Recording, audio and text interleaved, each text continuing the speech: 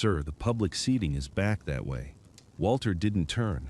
His eyes stayed on the stone monument at the far end of the field, the limestone face of it, dark with morning damp, the carved names catching shadow the way they always did before the sun cleared the cedars. "I know where it is," he said. Craig Folsom followed his gaze, then looked back at the old man's hands. Worn canvas gloves tucked into the breast pocket of that faded olive shirt, soil at the cuffs. Not fresh soil, old soil. The kind that doesn't wash out anymore. The kind that becomes part of the fabric. Folsom smiled, the way people smile when they're certain they're being helpful. Walter rotated the folding chair a half degree before he sat. He didn't look at Folsom again. He looked at the monument. He looked at it the way a man looks at something he is responsible for. The gate key lived alone on its ring. Not with a house key, not with a truck key, not with anything else. Just the one. Walter kept it in his left breast pocket, behind the folded paper, and he had kept it there every morning for 31 years without once forgetting it. He would have no more forgotten it than forgotten to breathe. He was at the gate by 5:40, always. The cedar trees along the ridge held the dark a little longer than the open fields did, so the limestone plateau was still gray. When he turned the lock, the iron latch cold, even since summer. He never hurried through the gate. He pulled it open far enough to pass, closed it behind him, and locked it again. The park didn't open until 8. Whatever happened inside those 2 hours was between Walter and the stone. He kept the gloves in a coffee can tucked behind the monument's base, on the north side where the shadow held.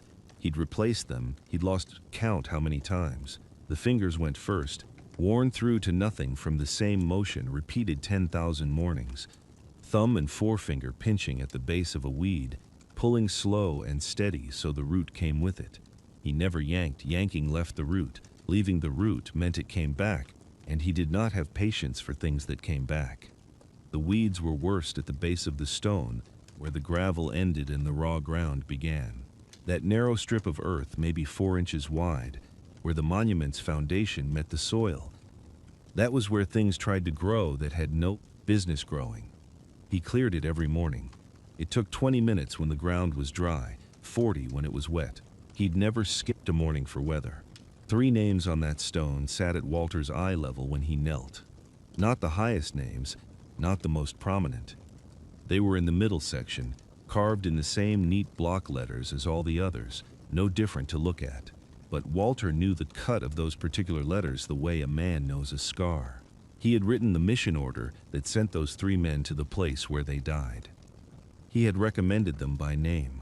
He had believed the intelligence. The intelligence had been right. The execution had been right.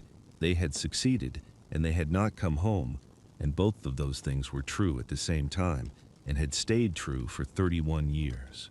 After the weeding, he sat on the bottom step of the monument. 10 minutes. He did not check a watch. He simply knew.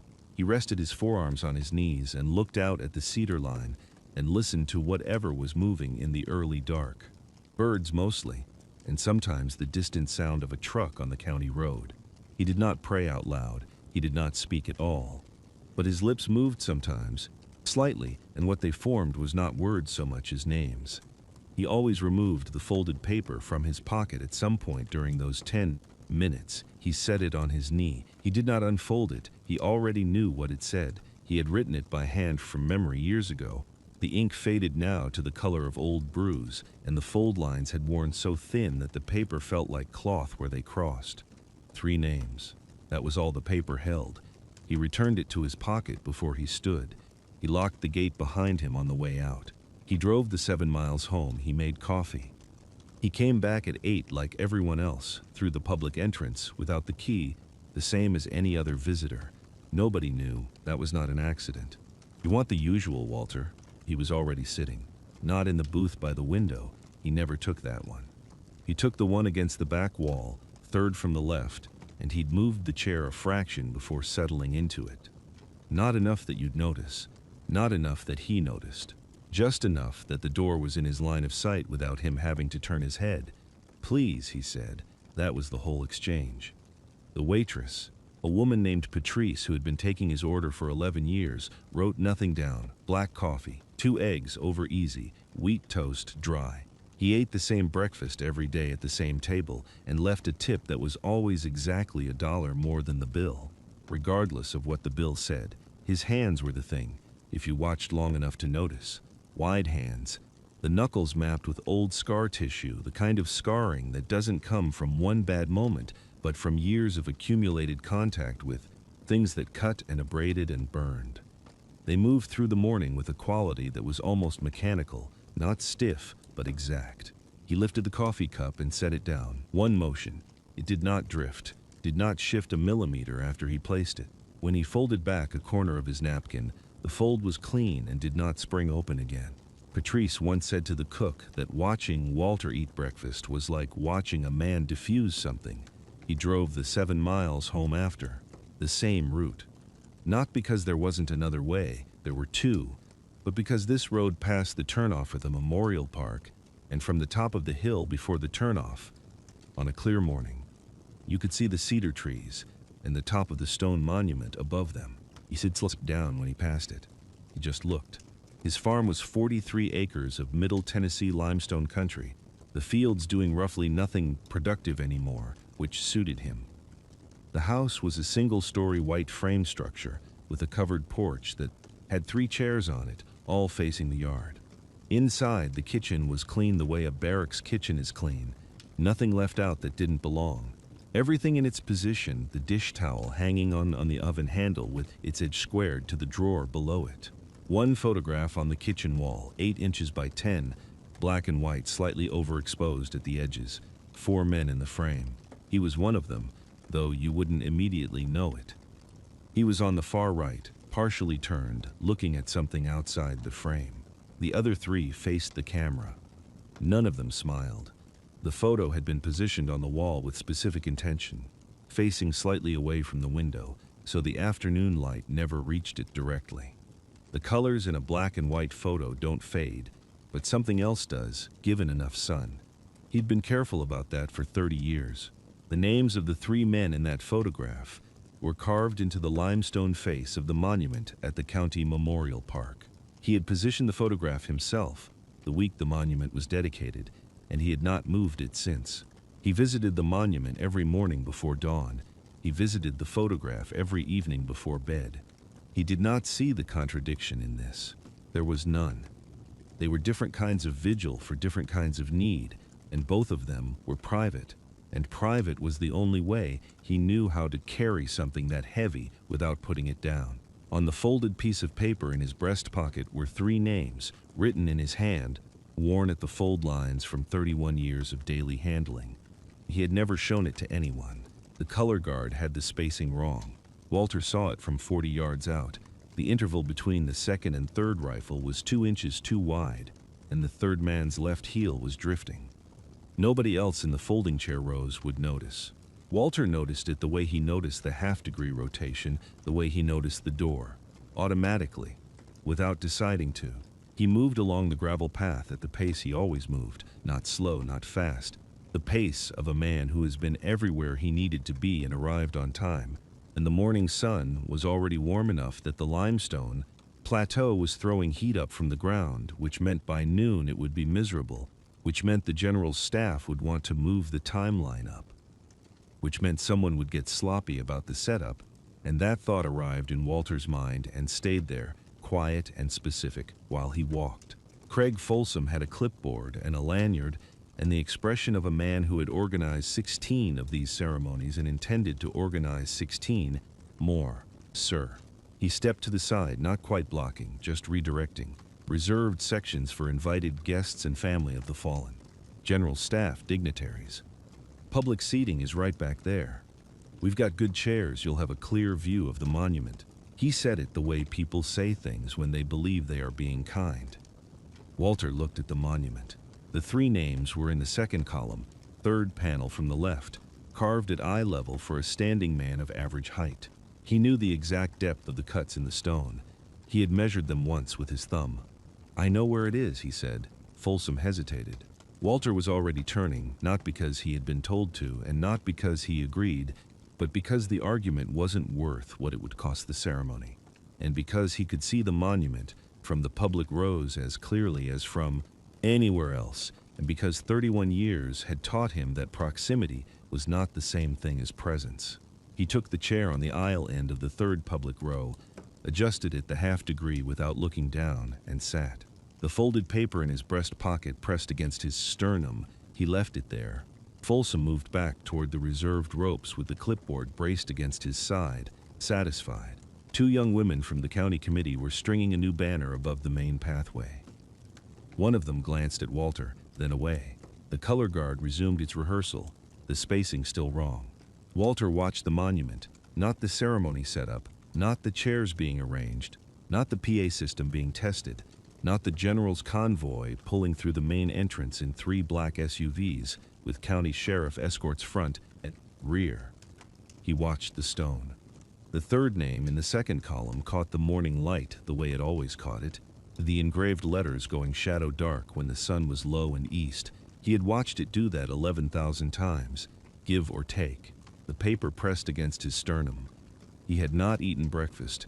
He had not thought about it until right now, sitting in the public section in a folding chair, while the general's aide stepped out of the lead vehicle and began issuing instructions to the staff with the brisk economy of someone 3 hours behind schedule. There was a problem with the timeline. Walter could see it in the positioning of the demonstration markers near the east end of the plateau. He could see it the way he had seen the color guard spacing, automatically, without deciding to. He stayed in his chair. For now, he stayed in his chair. Folsom came back 12 minutes later. He had his clipboard angled under one arm, and he walked the way men walk when they believe they are doing someone a favor. Shoulders squared, chin slightly elevated, the walk of a man managing a situation. "Just making sure you're comfortable," he said. Walter looked at him the way you'd look at a cloud. Not unfriendly, just noting it. "I'm fine." Folsom nodded, made a small notation on his clipboard. What he wrote there, no one could say, and walked back toward the reserved section rope. The gravel shifted under his feet as he went. Walter's eyes returned to the monument. The color guard had stopped rehearsing. One of them, a young specialist, was attempting a flag fold near the portable PA table. He had the flag stretched between himself and another soldier. Both of them focused, both of them slightly off. The fold was coming wrong. Not dramatically wrong, just wrong enough to matter. Walter watched for about 4 seconds. "Rotate your left wrist out," he said, not loud. Not directed like a command, more like a man mentioning the weather. "Other hand comes over, not under. You'll get the edge clean." The specialist looked up.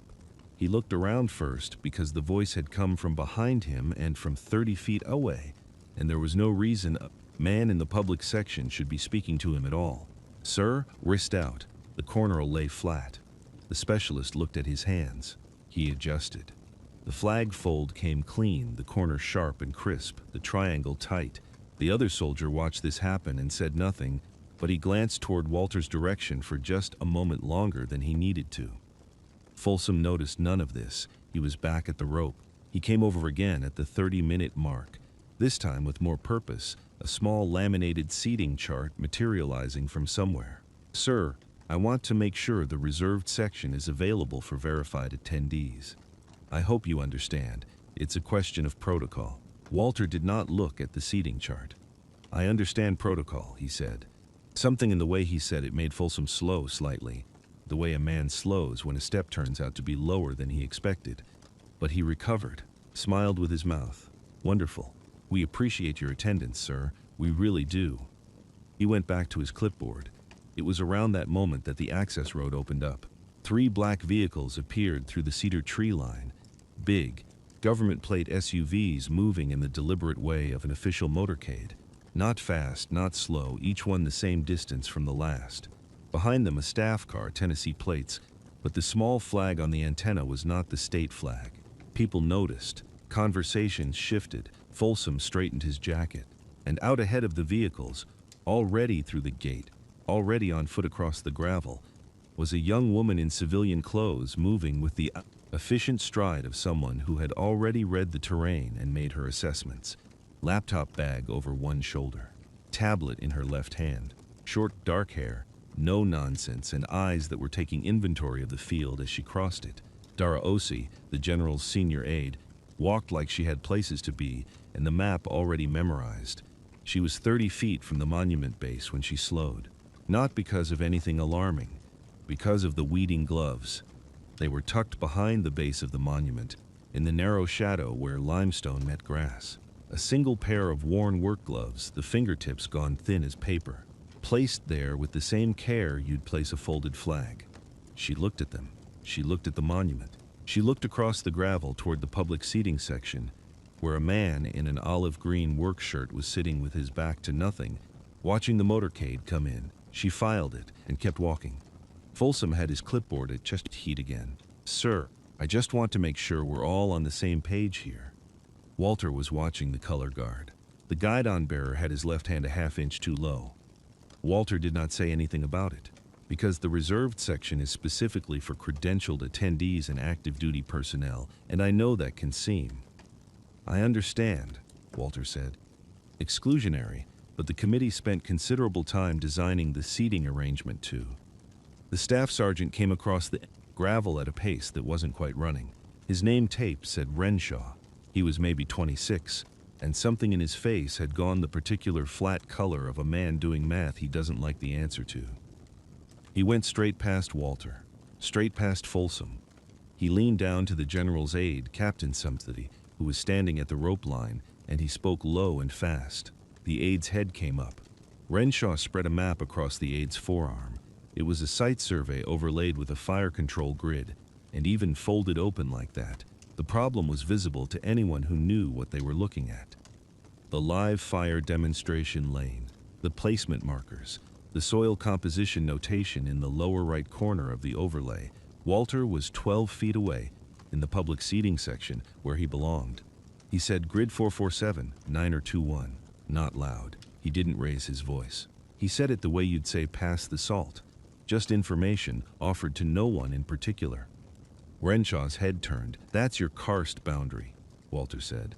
The 87 survey called it a Type C limestone dissolution feature, probable void space below 6 feet. The notation reads, and here he paused, not to remember, but because he was reciting, the way you recite something you copied down once and never stopped carrying. Probable subsurface failure zone, unsuitable for percussive or pyrotechnic application within 50 meters of grid boundary.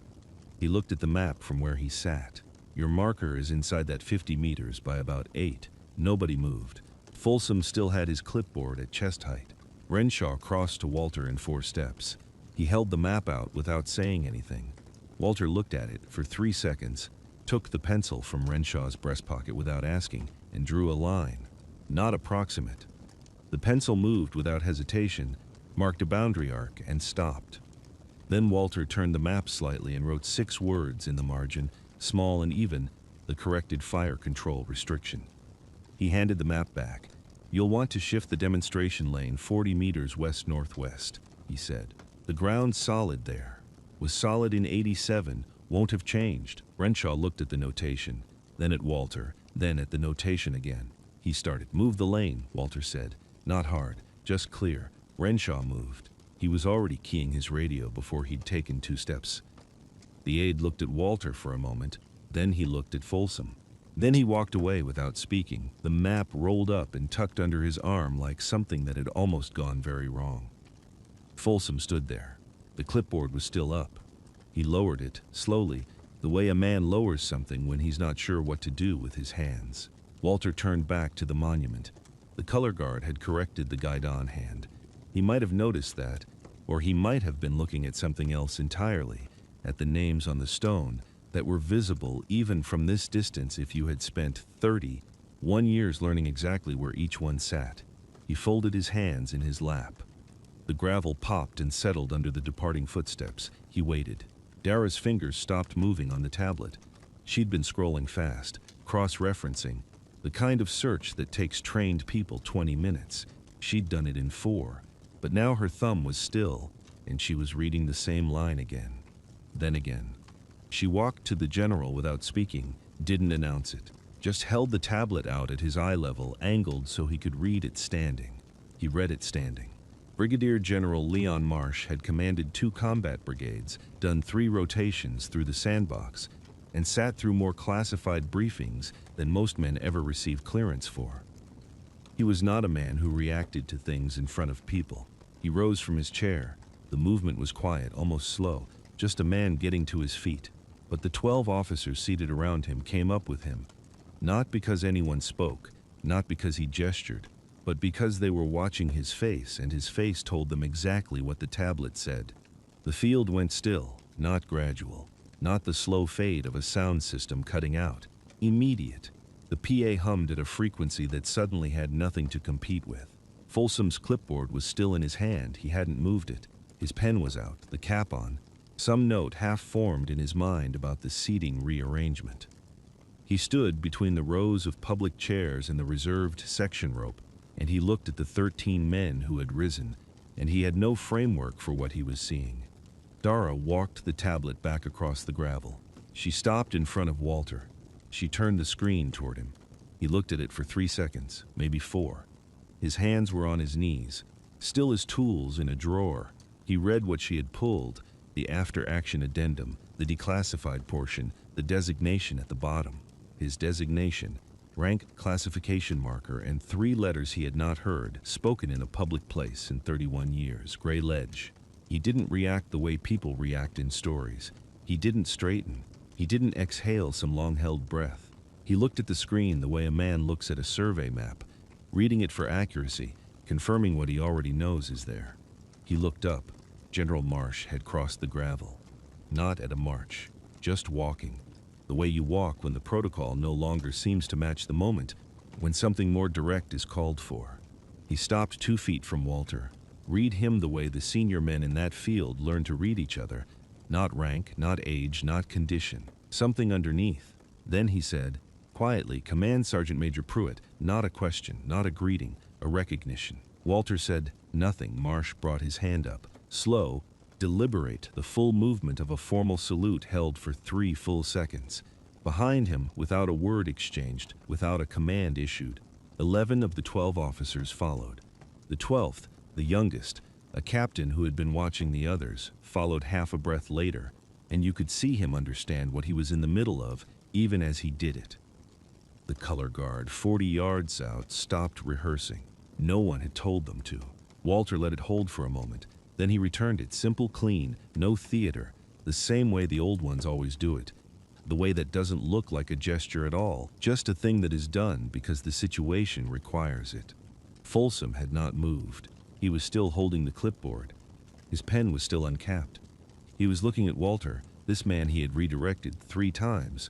This man he had tried to guide to the public chairs, with the patience of someone managing a minor inconvenience, and his mouth had opened slightly. The way a door opens when the latch releases and there's no longer any reason to keep it closed. The general spoke first. Sir, not a question. A statement directed at Walter, steady and flat, the kind of voice that doesn't ask permission. You said grid 447. You're certain? Walter looked at him the way you look at something you already know the answer to. 1987 State Geological Survey, reference notation Bravo 9er, he said. Karst formation, unstable limestone shelf running northeast-southwest 400 meters. The northern boundary sits 11 meters inside your current lane designation. You put live fire over that shelf, you're rolling the dice on a sinkhole event in front of 500 civilians.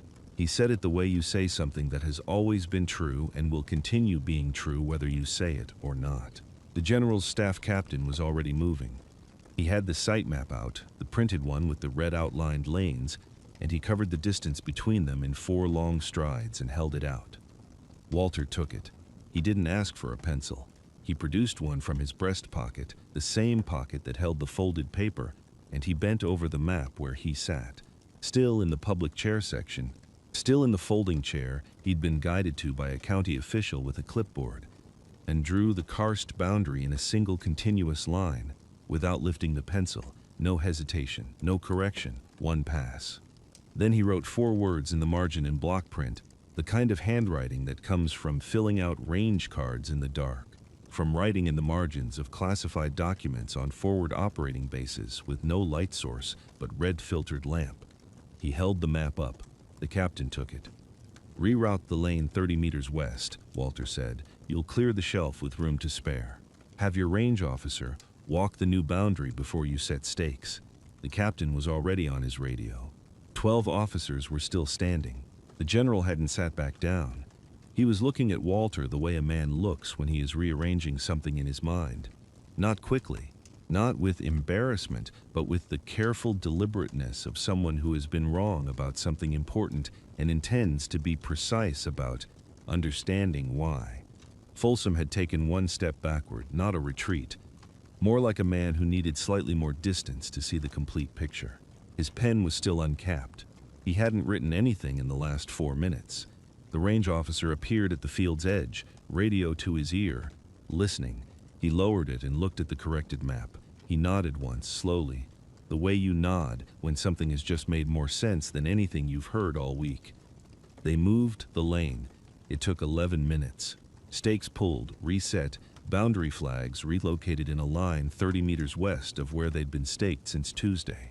Walter watched from the public chairs. He did not stand up to supervise. He did not offer anything further. He sat with his hands open in his lap, looking toward the monument the way he had been looking at it all morning, and the monument looked back the same as it always did. Gravel settled under boots. The color guard reformed. Somewhere behind the tree line, a flag halyard tapped against its pole in the wind. The general walked across the gravel to where Walter sat. He did not bring his rank with him, the way some men carry rank into every room like luggage they can't set down. He came across the field the way a man walks when he is coming to speak to someone who has earned a particular kind of attention. He stopped 2 feet out. He looked down at the man in the olive green workshirt, hands open, eyes on the stone. Then he asked, quietly, the question that had been forming since Dara turned the tablet around. "How long have you been coming here?" "Since they put the names up," Walter said. That was all. No elaboration, no reaching for more words when those 4 were sufficient. Dara had found the gloves 10 minutes earlier, tucked into the narrow shadow behind the monument's base, pushed back far enough that you would miss them if you were not looking. She almost had.